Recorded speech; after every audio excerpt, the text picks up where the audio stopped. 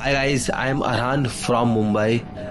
तो आज का जो हमारा वीडियो है वो थोड़ा कंट्रोवर्शियल हो सकता है, क्योंकि आज हम लोग मुंबई की एक ऐसी बिल्डिंग की बात करेंगे जिसमें करोड़ों के फ्लैट्स है।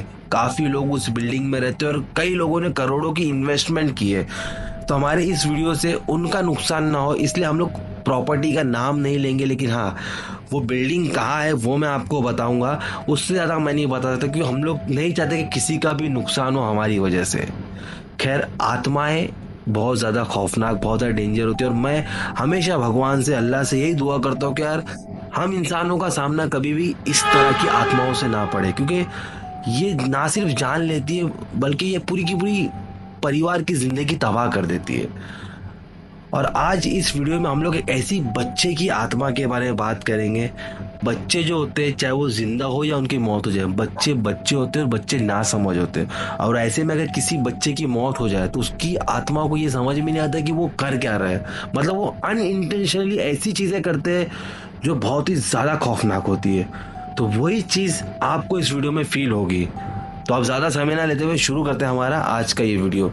तो ये कहानी है रितु और संजीव की, जो कि मुंबई के करीब पनवेल में रहते थे और ये लोग जॉब करते थे बोरीवली की एक ऑफिस में। अब दोनों हस्बैंड वाइफ एक ही ऑफिस में काम करते थे। पनवेल से बोरीवली इनको सफ़र करने में ऑलमोस्ट 2.5 घंटे लग जाते थे, लेकिन वो किसी तरह से चीज़ों को मैनेज कर रहे थे, क्योंकि पनवेल में जो रेंट है वो कम है। लेकिन अब रितु प्रेग्नेंट हो गई और 2 मंथ्स प्रेग्नेंट है। तो अब संजीव ने सोचा कि रितु, अब तुम प्रेग्नेंट हो गई हो तो 2-3 महीना तो और जॉब पे जाओगी ही। तो क्यों ना हम लोग एक काम करते हैं कि जहाँ हमारा ऑफिस है उसके आसपास हम लोग कोई घर देख के रह जाते हैं वहाँ पर अच्छा सा। लेकिन रितु बोली कि वहाँ पर बहुत ज़्यादा रेंट है, इतना रेंट हम लोग अफोर्ड नहीं कर पाएंगे। तो संजीव बोला, हाँ अफोर्ड तो नहीं कर सकते लेकिन हम लोग ट्राई ज़रूर कर सकते, क्योंकि ऐसे में एक तो ट्रैवल करना बहुत ज़्यादा हेडेक है, इतनी भीड़ होती है ट्रेन में। मैं कैसा जाता हूँ, तुम कैसे जाते हो, और अब तुम प्रेग्नेंट हो गए हो तो हमें सेफ्टी तो ध्यान देनी पड़ेगी। और अगर हम लोग जॉब नहीं करेंगे तो हमारा जो एक चीज़ें चल रही है वो कैसे चलेगी। तो रितु बोलती, बात तो ठीक है, तो एक काम करते हैं, चलो हम लोग एक घर देख लेते हैं। तो ये लोगों ने housing.com और जितनी भी जो वेबसाइट्स है जहाँ पे ये लोग रेंटल पे घर देख सकते हैं वो लोग ने सर्च करना स्टार्ट किया। स्पेशली ये लोग बोरीवली में ही देख रहे थे, क्योंकि उनको वहीं पर चाहिए था, ऑफिस के आसपास। संजीव को एक दिन एक अपार्टमेंट के बारे में पता चला, जो कि बोरीवली की one of the famous buildings में से एक है। अब इस बिल्डिंग में 40,000 से रेंट स्टार्ट होता है, लेकिन जब वो वेबसाइट में सर्च कर रहा था तो उसमें सिर्फ 20,000 रुपये में था। संजीव सोचा 20,000 में मिल रहा है, जबकि इससे पहले उसने इंक्वायरी निकाला था उस पर्टिकुलर एरिया में और उस पर्टिकुलर बिल्डिंग में 40,000 के नीचे कोई घर रेंट पे था ही नहीं। लेकिन जब संजीव ने वेबसाइट में देखा तो तुरंत उसने ओनर को कॉल किया कि हमने आपका घर देखा है, रेंट पे देना है आपको, और आपने 20,000 पर मंथ लिखा है, तो ये बात सच है क्या? तो ओनर बोला, हाँ बिल्कुल ठीक है। तो संजीव ने तुरंत बोला कि मैं मिलना चाहता हूँ आपसे। संजीव और रितु दोनों उस ओनर से मिले। अब वो लोगों ने घर देखे, घर एकदम अच्छा लगा, जैसा इनको चाहिए था वैसा मिल गया, और प्लस इनको ऑफिस से 10 मिनट की दूरी पे घर मिल गया। तो लोग बहुत ज़्यादा खुश हो गए। लेकिन ओनर की एक शर्त थी कि मैं उसी को घर रेंट पे दूंगा जो मुझे 2 साल का भाड़ा एक साथ देगा। मुझे मंथली नहीं चाहिए, मुझे 2 साल का एक साथ चाहिए। तो संजीव और रितु सोचे कि देखो, पहली बात तो इस बिल्डिंग में 40,000 के नीचे कोई भी घर रेंट पे मिलता नहीं है, हमको 20,000 में मिल रहा है तो क्या बुरा है। तो ये लोगों ने फौरन 2 साल का पैसा देके एग्रीमेंट बना लिए। लेकिन अब उस घर में एक प्रॉब्लम थी कि घर तो पूरा खाली था, लेकिन घर में एक झूला था जो कि बालकनी में रखा हुआ था। अब ओनर ने बोला कि वो झूला आप लोग हटाना नहीं, वो झूला हमारा है, आप लोग रहना स्टार्ट करो, मैं थोड़े दिन के बाद वो झूला वहाँ से हटवा दूंगा। तो संजीव और रितु ने बोले कि हाँ हमको कोई प्रॉब्लम नहीं है, अब वैसे हमारे घर में तो कोई और बच्चा या कोई है भी नहीं, तो हमको कुछ अगर आप लोग रखोगे भी तो ऐसा कोई बहुत बड़ी डील नहीं है। ठीक है, पैसा हो गया, सब कुछ हो गया। अब संजीव और रितु ने 3 दिन की ऑफिस से छुट्टी ली है, क्योंकि उनको पूरा सामान शिफ्ट करना था प्लस उनको सेट करना था, तो उन लोगों ने 3 दिन की छुट्टी ली है। अब ये लोग आए, फर्स्ट डे लोग ने पूरा सामान शिफ्ट किया। लेकिन एक चीज लोग ने नोटिस किया, भी जिस दिन लोग सामान उतार रहे थे तो वॉचमैन ने पूछा कि कौन सी फ्लैट में आपका ये सामान जा रहा है। तो ये लोग बोले कि 9th फ्लोर पे D1 करके जो फ्लैट है उसमें। तो वॉचमैन का जो एक्सप्रेशन था वो बहुत ही अजीब था, लेकिन खैर इनको ऐसा फील हुआ, लेकिन इन लोगों ने उतना ज़्यादा गौर नहीं किया क्योंकि सोचा कि हो सकता है कि वो ऐसे ही हो।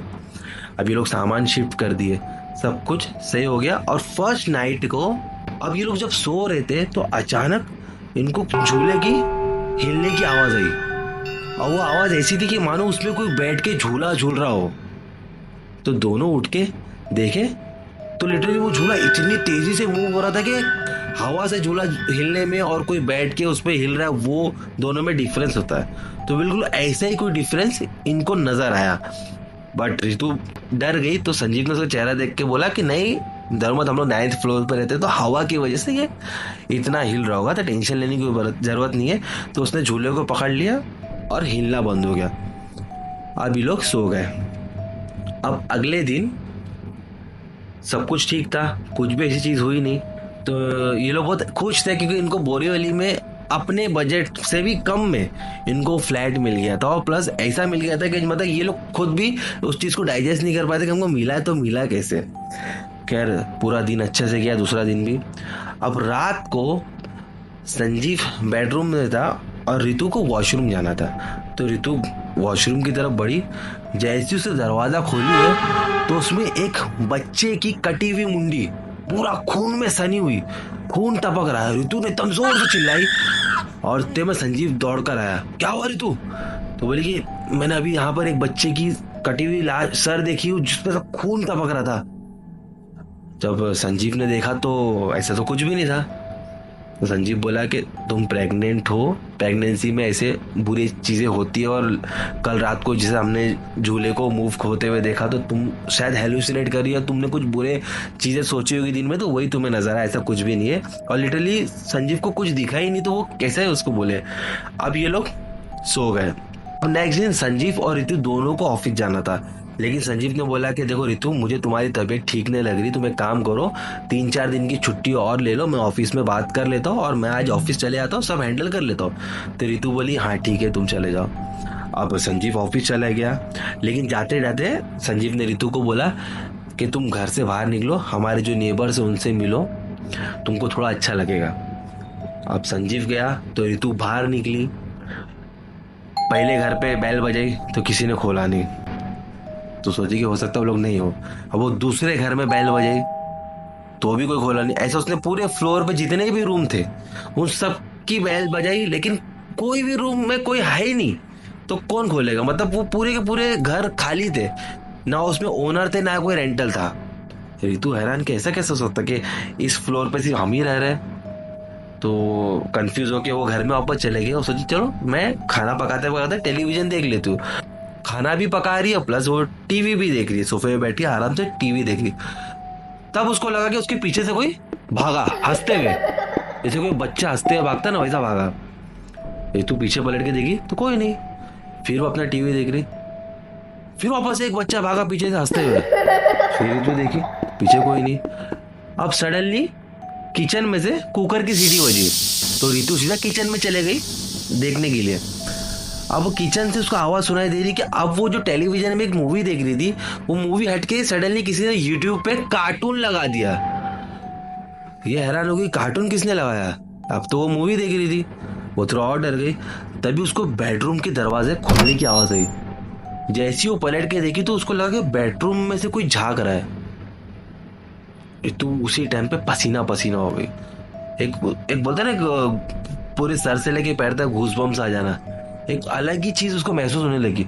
वो स्लो बेडरूम में गई, जब बेडरूम खोल के देखी तो बेडरूम में कोई नहीं। तब उसको किसी बच्चे के रोने की आवाज आने लगी। ये तो तुरंत दरवाजा खोलिए, और ये सारी चीजें दोपहर में हो रही है, रात अभी हुई भी नहीं है, दोपहर में ये सब चीजें हो रही थी। ये तो फौरन नीचे गई और नीचे आके अपने हस्बैंड को कॉल करी कि देखो सबसे पहले बात तो घर में अजीब सी चीजें हो रही है जो मुझे बहुत उलझन हो रही है। कभी किसी के भागने की आवाज आ रही, कभी किसी के हंसने की आवाज आ रही, कभी किसी के झांकने का, ऐसा मुझे लग रहा है कोई झांक रहा है बेडरूम से। अचानक टीवी में मैं मूवी देख रही थी, कार्टून चैनल चालू हो गया, और प्लस हम जिस फ्लोर पे रहते हैं उस फ्लोर पे कोई और रह भी नहीं रहा है, हम अकेले ही है। ऐसा कैसे हो सकता है, इतनी बड़ी बिल्डिंग में पूरे के पूरे फ्लोर कैसे खाली हो सकता है, पूरा का पूरा फ्लोर कैसे खाली हो सकता है, ऐसा हो ही नहीं सकता है। तो उसका हस्बैंड बोला काम डाउन, मैं आता हूँ, हम लोग बात करते। रितु बोली अभी के अभी आओ तुम, बस मैं नहीं जानती, अभी के अभी आओ। तो संजीव गया, रितु को काम डाउन किया, वो सब चीज़ देखा। घर में कुछ भी चीज़ नहीं थी जो संजीव को कंफ्यूजन लगे या संजीव को अजीब से लगे, ऐसा कुछ भी नहीं था। उसने रितु को बोला ये तुम्हारा सब वहम है, ऐसा कुछ नहीं है। खैर अब रात को ये लोग खाना खाया और सो गए। अब रात को 3 बजे के करीब रितु को ऐसा लगा किसी ने चादर नीचे से खींचा। रितु की आंख खुल गई तो कभी कोई नहीं था, लेकिन चादर खींची हुई थी, वो समझ में आ रही थी। फिर रितु सो गई। अब सडनली खिड़की का दरवाजा खुल गया और हवा आने लगी, और रितु को ऐसा लगा कि इसके मुंह पे किसी ने ऐसा कुछ किया। रितु ने जैसे आंख खोल के देखा तो उसके चेहरे के सामने एक बच्चा जो कि पूरा खून में सना हुआ था, और उसके चेहरे पे से खून रितु के जिस्म पे टपक रहा था, टप टप टप। रितु जोर से चिल्लाई, लेकिन उसकी आवाज ही बाहर नहीं निकली, मानो वो बच्चा उसको कह रहा है मम्मा मम्मा मम्मा, पूरा बच्चे के पूरा खून बच्चा। तब रितु ने जोर से अपना हाथ उसके हस्बैंड पे मारा, उसका हस्बैंड उठ गया। तो उसके हस्बैंड ने देखा कि रितु पूरा ऐसा ऐसा कर रही है, मतलब उसके आंख में पूरा खून था, वो ऐसा ऐसा कर रही है। लेकिन संजीव को दिख नहीं रहा है कि उसका खून है, लेकिन रितु को ऐसा लगा कि उसकी बॉडी में पूरा खून है। और रितु ने ये भी देखा कि जैसे उसने झटकी वो बच्चा उतर गया, भागा, तो रितु उसके पीछे भागी और संजीव रितु के पीछे भागा। किचन में जाके देख रहे कि बच्चे के पैरों के निशान, वो भी लाल लाल, और ये चीज अब संजीव ने भी देख लिया। ये दोनों डर गए, और संजीव ने जैसी फोटो खींच रहा है, सोचा कि मैं ओनर को दिखाता हूँ कि क्या हो रहा है यहाँ पे। तो फोटो खींचा तो फोटो भी नहीं आ रही है। अब उसे तुरंत ओनर को फोन लगा कि घर में कुछ तो प्रॉब्लम है, हम लोग लास्ट 2 रातों से फील कर रहे, और अब तो फाइनली मैंने भी देख लिया। उसने ओनर को फोन लगा, ओनर फोन उठाने को तैयार नहीं है।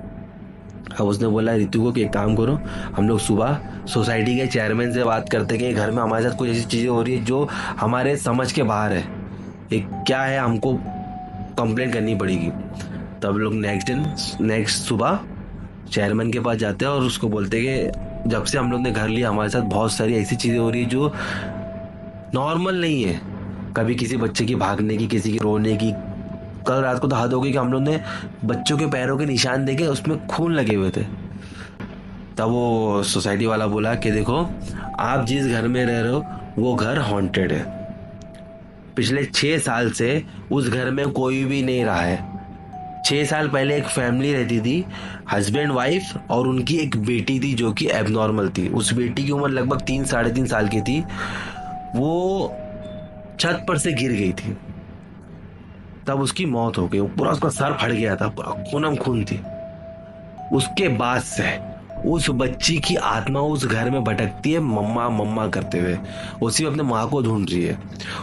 आप लोगों से पहले 2 लोग उस घर में एज ए रेंटल आए थे, दोनों के साथ ऐसी चीजें हुई, उसके बाद से वो घर खाली पड़ा हुआ था। जब आप लोग इस घर को रेंट मिले तो हमको लगा कि हो सकता है कि आप लोग इस सारी चीजों को नहीं मानते हो, और प्लस उस ओनर ने भी हमको मना किया था कि देखो हमारा करोड़ों का इन्वेस्टमेंट इस घर में और कोई रेंटल नहीं मिला जब से वो इंसिडेंट हुआ है। अब ये लोग मिले तो प्लीज इनको कुछ मत बोलना, तो इसलिए हम लोग ने कुछ नहीं बोले थे। लेकिन अब आप लोग बोल रहे हो तो मैं आपको बता रहा हूँ। तो तुरंत संजीव ने ओनर को कॉल किया, लेकिन तभी भी ओनर उठाया नहीं। तो रितु बोली कि देखो ओनर को फोन करके कुछ फायदा नहीं, हम लोग अभी ये घर को खाली करते, क्योंकि हमारी जान रहेगी तो ही सब कुछ ठीक है, क्योंकि मैं प्रेग्नेंट भी हूँ, मैं नहीं चाहती कि हमारे बच्चों को कुछ हो। संजीव बोला हाँ बात तो ठीक है। बस तुरंत ये लोगों ने सामान पैक किया और वापस पनवेल चले गए। उस दिन के बाद से आज तक उस पर्टिकुलर फ्लैट में कोई भी रेंटल नहीं आया है, और ये कहानी मुझे खुद संजीव ने बताया है। और ये फ्लैट मुंबई के बोरीवली में है। मैं तो इतना ही बोलूँगा कि जब भी कभी आप कोई घर देख रहे हो रेंट पे, तो घर की हिस्ट्री जान लो कि इससे पहले वहाँ पर कौन रहता था, और कुछ ऐसी अनहोनी तो नहीं है उस घर में जिसके बाद उस घर में आत्माएं भटक रही। क्योंकि क्या होता है, कभी कभी हम लोग कम पैसे में मिल रहा है या हमको जहाँ चाहिए वहाँ मिल रहा है, हम इतना एक्साइटेड हो जाते हैं कि हम उसकी हिस्ट्री नहीं निकालते, और फिर बाद में हमारी ज़िंदगी नर्क बन जाती है। यहाँ पर रितु और संजीव की जान तो बच गई, लेकिन हो सकता है कि कोई अगला उस घर में जाए तो उसकी जान भी ना बचे। वो बच्चा तो ना समझे, लेकिन है तो वो आत्मा ही। तो यार बस इस वीडियो में इतने। अगर आपको वीडियो अच्छा लगा तो लाइक करो, चैनल को सब्सक्राइब करो, इस वीडियो को ज्यादा से ज्यादा शेयर करो। अगर आपको उस बिल्डिंग के बारे में पता है तो मुझे कमेंट सेक्शन में जरूर बताना। तो मैं मिलूंगा किसी नेक्स्ट वीडियो में। और अगर आपके पास कोई कहानी है तो मुझे आप लोग इंस्टाग्राम या फेसबुक पे DM कर सकते हो। मिलते हैं नेक्स्ट वीडियो में। Till then bye.